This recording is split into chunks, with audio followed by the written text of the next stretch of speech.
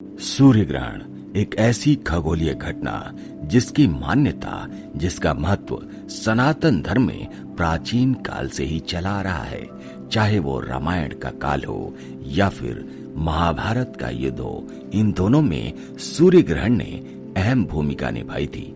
लेकिन क्या आपको पता है कि केवल सनातन में ही नहीं, इस्लाम में भी सूर्य ग्रहण को मनाते हैं। जानते हैं कि इस्लाम में कैसी होती है मान्यताएं, लेकिन उससे पहले जानेंगे कि सूर्य ग्रहण क्या होता है। दोस्तों, ज्योतिष शास्त्र के अनुसार सूर्य ग्रहण बहुत ही खास माना जाता है और लोगों के जीवन पर पूरी तरीके से प्रभाव भी डालता है। सूर्य ग्रहण एक खगोलीय घटना है। जब सूरज और पृथ्वी के बीच चंद्रमा आ जाता है तब सूर्य ग्रहण लगता है। वैज्ञानिकों की माने तो 8 अप्रैल को जो सूर्य ग्रहण लगा वो 54 साल में सबसे लंबा पूर्ण सूर्य ग्रहण है। चलिए जानते हैं कि आखिर क्या होता है पूर्ण सूर्य ग्रहण और ये सूर्य ग्रहण बहुत खास क्यों माना जा रहा है। 8 अप्रैल सोमवार को साल 2024 का सबसे पहला सूर्य ग्रहण लग चुका है। यह ग्रहण 8 अप्रैल को रात को 9:12 पर शुरू हुआ था और इसका समापन रात को 2:22 पर हुआ। इस सूर्य ग्रहण का मध्य रात 11:47 पर था। यह पूर्ण सूर्य ग्रहण था। सूर्य ग्रहण की अवधि 5 घंटे 10 मिनट की थी। ये सूर्य ग्रहण मीन राशि और रेवती नक्षत्र में लगा। यह ग्रहण भारत में दृश्यमान नहीं हुआ, इसलिए इसका सूतक काल भारत में मान्य नहीं हुआ। यानी कि इस ग्रहण का देश दुनिया पर भौतिक प्रभाव, आध्यात्मिक प्रभाव, सूतक का प्रभाव या किसी प्रकार का धार्मिक प्रभाव नहीं पड़ने वाला है। इस ग्रहण के दौरान भारत में रहने वाले सभी लोगों के लिए सामान्य दिनचर्या होगी। शास्त्रों की माने तो ग्रहण जहां लगता है, जहां दिखाई देता है, वहीं इसका प्रभाव भी पड़ता है। इस साल का सबसे पहला सूर्य ग्रहण अपने आप में ही खास माना जा रहा है। 8 अप्रैल को जो सूर्य ग्रहण लग चुका है और ये काफी लंबा सूर्य ग्रहण माना जा रहा है, जिसका संयोग पूरे 54 साल बाद बना है। हालांकि ये ग्रहण भारत में दृश्यमान नहीं हुआ, बल्कि कनाडा, उत्तरी अमेरिका, मैक्सिको में दिखाई दिया। इस पूर्ण सूर्य ग्रहण की शुरुआत दक्षिण प्रशांत महासागर से हुई। दोस्तों, अगर मन में ये सवाल आ रहा है कि सूर्य ग्रहण क्या होता है, तो हम आपको बताते हैं। जब पृथ्वी, सूर्य तथा चंद्रमा एक सीधी रेखा में होते हैं, जिसके कारण पृथ्वी के एक भाग पर पूरी तरीके से अंधेरा छा जाता है, तब पूर्ण सूर्य ग्रहण की स्थिति बन जाती है। इसे आप खुली आंखों से बिना किसी यंत्र के भी देख सकते हैं। सूर्य ग्रहण के दौरान हमें कुछ बातों का ख्याल रखना चाहिए। सूर्य ग्रहण के दौरान किसी सुनसान जगह, शमशान पर अकेले नहीं जाना चाहिए। दरअसल इस दौरान नकारात्मक शक्तियां हावी रहती हैं।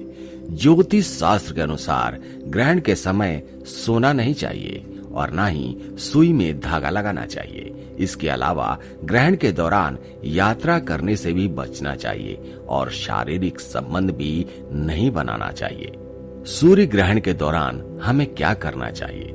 सबसे पहले सूर्य ग्रहण के बाद गंगा जल से स्नान करना चाहिए।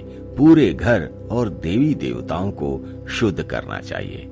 ग्रहण के दौरान सीधे सूर्य को देखने से बचना चाहिए।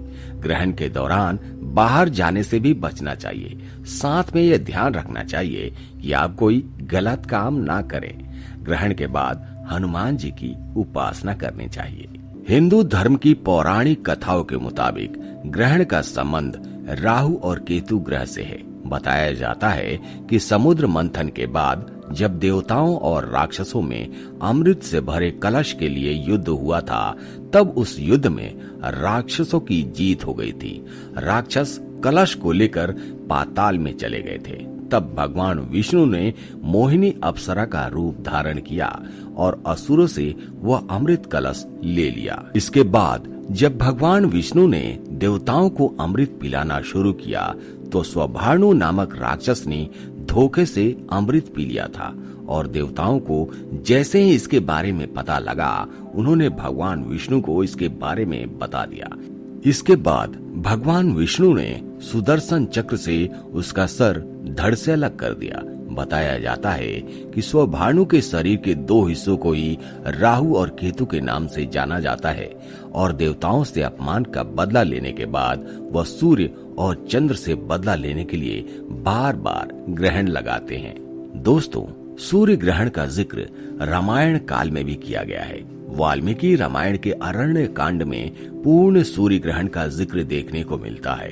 अरण्य कांड में लिखा है कि सूर्य के पास एक गहरे लाल रंग की चकती नजर आ रही है, जिसे संध्या के बाद रात जैसा माहौल हो गया है। दिन में किसी को कुछ नहीं दिखाई दे रहा, जिससे जीव जंतु भयभीत होने लगे हैं। राहु ने पूरी तरीके से सूर्य को ग्रसित कर दिया था, जिससे सूर्य तेजहीन हो गए। सूर्य के चारों ओर काली चकती की एक प्रभाव मंडल दिख रही है। अगर बात महाभारत काल की जाए तो रामायण के बाद महाभारत काल में भी सूर्य ग्रहण का जिक्र देखने को मिलता है, जिसमें कई महत्वपूर्ण घटनाएं घटी हैं। महाभारत युद्ध जब चल रहा था तब एक सूर्य ग्रहण लगा था और इसी ग्रहण से भगवान कृष्ण के मित्र अर्जुन की जान बच पाई थी। फिर जयद्रथ का अर्जुन ने वध कर दिया था। जिस दिन पांडव जुआ खेल रहे थे उस दिन भी सूर्य ग्रहण लगा था, जिससे वो पूरा राजपाट हार गए।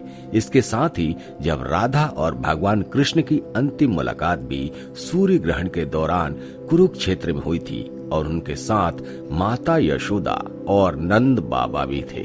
बताया ये जाता है कि श्री कृष्ण द्वारा बसाई गई द्वारिका भी सूर्य ग्रहण के दौरान डूब गई थी, जिसे बाद में उनको कृष्ण के पौत्र ने दोबारा यह नगरी बसाई थी। दोस्तों, इस्लाम धर्म में भी सूर्य ग्रहण के बारे में वर्णन किया गया है और वो इसे मानते भी हैं। इस्लाम में बताया गया है कि 22 जनवरी 632 को पैगंबर के बेटे की अचानक से मृत्यु हो गई थी। उस दिन वलयाकृत सूर्य ग्रहण लगा हुआ था। इसी तरह वलयाकृत ग्रहण का जिक्र 2 जुलाई 632 को भी किया गया। इस दिन पैगंबर के दामाद के खिलाफ मुआविया ने बगावत कर दी थी। इस्लाम में ग्रहण के दिन को कयामत का वक्त माना गया है। जब भी ग्रहण लगता था तब पैगंबर साहब मस्जिद चले जाते थे और वहां लंबा समय व्यतीत करते थे। पैगंबर मोहम्मद ग्रहण के बारे में कहते हैं कि जब भी ग्रहण को देखो तो अल्लाह को याद करो और अपने गुनाहों के लिए उनसे माफी मांगो।